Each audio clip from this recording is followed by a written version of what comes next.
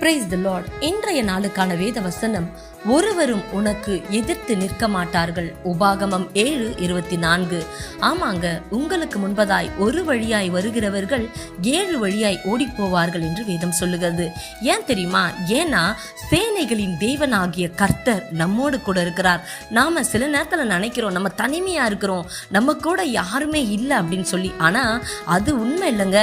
சேனைகளின் தேவன் நம்மோடு கூட இருந்து நமக்கு முன்பதாய் எதிர்த்து நிற்கிற எல்லா காரியங்களையும் அவர் மடங்கடித்து கொண்டிருக்கிறார். நமக்காக அவர் யுத்தம் பண்ணி கொண்டிருக்கிறார். அதனாலதான் இந்த வசனம் சொல்லுகிறது, உங்களுக்கு முன்பதாய் ஒருவரும் எதிர்த்து நிற்க மாட்டார்கள் என்று.